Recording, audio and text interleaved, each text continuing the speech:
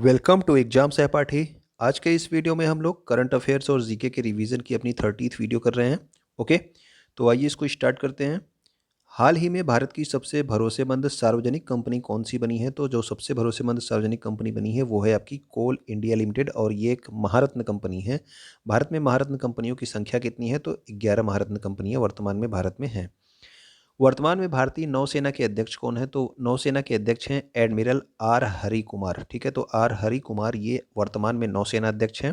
और भारतीय नौसेना की स्थापना कब हुई थी? तो इसकी स्थापना हुई थी 26 जनवरी 1950 को। ट्रांसपेरेंसी इंटरनेशनल के द्वारा जारी भ्रष्टाचार धारणा सूचकांक, ठीक है, यानी कि करप्शन परसेप्शन इंडेक्स है, 2021 में भारत की रैंक क्या थी? तो भ्रष्टाचार धारणा सूचकांक में भारत की जो रैंक थी वो थी आपकी 85th, यानी कि 85वीं रैंक थी। ग्लोबल डिजिटल स्किल इंडेक्स में भारत की कौन सी रैंक है? तो ग्लोबल डिजिटल स्किल इंडेक्स में भारत की रैंक है आपकी पहली रैंक। ओके, डेफ एक्सपो 2022 का आयोजन कहाँ पे किया जाएगा? तो ये आयोजन किया जाएगा गांधीनगर गुजरात में।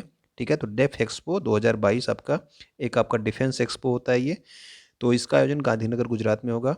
रेलवे के द्वारा भारत की सबसे बड़ी कुश्ती अकादमी कहाँ पर स्थापित की जाएगी? तो रेलवे के द्वारा जो भारत की सबसे बड़ी कुश्ती अकादमी है वो स्थापित की जाएगी किशनगंज दिल्ली। ठीक है ना, तो किशनगंज दिल्ली में इसको स्थापना किया जाएगा। हाल ही में किस देश के पूर्व प्रधानमंत्री को नेताजी अवार्ड 2022 से सम्मानित किया गया? तो नेताजी अवार्ड 2022 दिया गया है शिंजो आबे को। ठीक है, तो शिंजो आबे को नेताजी अवार्ड 2022 से सम्मानित किया गया।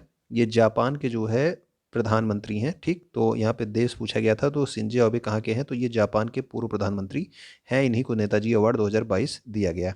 जापान की संसद का क्या नाम है? तो जापान की संसद का नाम है डाइट।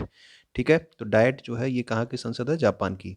अफगानिस्तान में फंसे हुए जो भारतीय थे, जब आपका अफगानिस्तान संकट हुआ था, तालिबान ने हमला किया था, उस समय भारतीयों को वापस लाने के लिए कौन सा ऑपरेशन शुरू किया गया था? तो उस समय जो ऑपरेशन शुरू किया गया था उसका नाम था ऑपरेशन देवी शक्ति। ठीक है, अफगानिस्तान से जो भारतीयों को वापस लाने के लिए ऑपरेशन था उसका नाम था ऑपरेशन देवी शक्ति। हाल ही में उत्तराखंड राज्य में किसानों को मौसम संबंधी जानकारी देने के लिए किसान ऐप किस संस्थान के द्वारा लॉन्च किया गया? तो किसानों को मौसम संबंधी जानकारी देने के लिए जो किसान ऐप है ये लॉन्च किया गया उत्तराखंड में, और ये आईआईटी रुड़की के द्वारा जारी किया गया। ओके, राष्ट्रीय युवा महोत्सव 2022 के लिए मेजबान राज्य या फिर केंद्र शासित प्रदेश कौन सा था?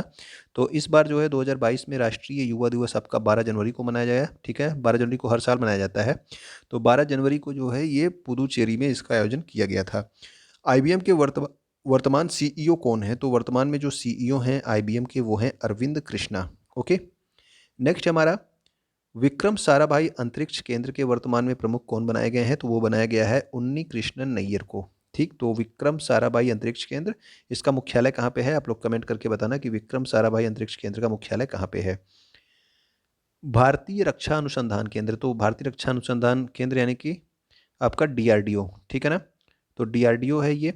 तो इसका वर्तमान में प्रमुख कौन है? तो भारतीय रक्षा अनुसंधान केंद्र के जो वर्तमान में प्रमुख हैं वो हैं आपके जी सतीश रेड्डी। और डीआरडीओ की स्थापना कब हुई थी ये भी पूछा जाता है, तो इसकी स्थापना हुई थी 1 जनवरी 1958 को। ओके, तो 1 जनवरी 1958 को डीआरडीओ की स्थापना होती है। वर्तमान अध्यक्ष जी सतीश रेड्डी हैं। प्रोजेक्ट उड़ान का किस संस्थान के द्वारा प्रारंभ किया गया? तो प्रोजेक्ट उड़ान को जो है, ठीक है ना, का नहीं, उड़ान को किस संस्थान के द्वारा प्रारंभ किया गया था? तो ये था आपका आईआईटी मुंबई। तो आईआईटी मुंबई के द्वारा इसको स्टार्ट किया गया। सौर ऊर्जा के द्वारा बिजली उपलब्ध कराने में पहले स्थान पर कौन सा राज्य है? यानी कि सौर ऊर्जा के माध्यम से बिजली उपलब्ध कराने में पहले स्थान पे, तो ये है हमारा राजस्थान। ठीक है ना, तो राजस्थान में जो है सौर ऊर्जा के माध्यम से बिजली उपलब्ध कराने में ये पहले नंबर पे है। 32वें ओलंपिक गेम्स के लिए भारत का थीम सॉन्ग क्या था? तो भारत का जो थीम सॉन्ग लॉन्च किया गया था वो था लक्ष्य तेरा सामने है, और इसको गाया किसने था? तो इसको गाया था मोहित चौहान ने। ठीक है, नेक्स्ट हमारा वैश्विक स्तर पर स्विफ्ट प्रणाली क्या होती है? तो जो वैश्विक स्तर पर स्थित आपकी स्विफ्ट प्रणाली है ये होती है एक वैश्विक पेमेंट सिस्टम। तो ठीक है ना, तो वैश्विक पेमेंट सिस्टम है आपकी स्विफ्ट प्रणाली। भारत के प्रथम लोकपाल कौन थे? तो भारत के जो प्रथम लोकपाल थे वो थे आपके पिनाकी चंद्र घोष। ठीक है, तो पिनाकी चंद्र घोष क्या है? ये आपके भारत के पहले लोकपाल थे।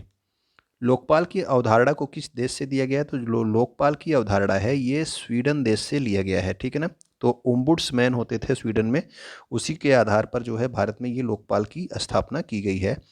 ओके। राष्ट्रीय ग्रामीण रोजगार गारंटी अधिनियम यानी कि आपका नरेगा अधिनियम की बात हो रही है, तो ये कब आया था? तो जो नरेगा अधिनियम था ये 2005 में आया था। और लागू कब हुआ? तो लागू हुआ आपका 2 फरवरी 2006 से। तो दोनों क्वेश्चन आपसे पूछे जाते हैं कि नरेगा अधिनियम आया कब था और नरेगा अधिनियम लागू कब किया गया था।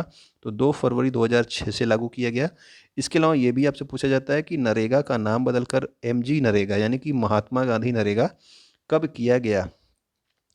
महात्मा गांधी राष्ट्रीय रोजगार गारंटी अधिनियम, ठीक है ना। तो ये कब किया गया? तो ये किया गया आपका 2 अक्टूबर 2009 को। ओके। तो नरेगा का नाम मनरेगा कब किया गया? तो ये 2 अक्टूबर 2009 में हुआ था, लागू हुआ था 2006 में, आया था कब? 2005 में। संविधान में शामिल 22 भाषाओं को किस अनुसूची में रखा गया है? तो संविधान में 22 भाषाएं हैं, ठीक है, वर्तमान में। और इनको किस अनुसूची में रखा गया है? तो इनको रखा गया है 8वीं अनुसूची में। अगर आपको पता हो कि संविधान में कुल कितनी अनुसूचियां हैं तो आप कमेंट करके बताना कि कुल कितनी अनुसूचियां वर्तमान में संविधान में हैं। ओके। भाषा के आधार पर बनने वाला भारत का पहला राज्य, तो ये आपको पता होना चाहिए, ये कौन था? ये था आपका आंध्र प्रदेश को भाषा के आधार पर पहला राज्य घोषित किया गया था। भारत में कुल कितनी शास्त्रीय भाषाएं हैं? तो शास्त्रीय भाषाएं वर्तमान में जो है भारत में कितनी है? कुल 6 हैं। तमिल है, तेलुगु है, कन्नड़ है, मलयालम, इसके अलावा संस्कृत और उड़िया, ठीक है ना। तो तमिल, तेलुगु, कन्नड़, मलयालम, संस्कृत और उड़िया ये भारत की 6 शास्त्रीय भाषाएं हैं। और अगर आपसे शास्त्रीय नृत्य पूछा जाएगा तो 8 आपके शास्त्रीय नृत्य हैं।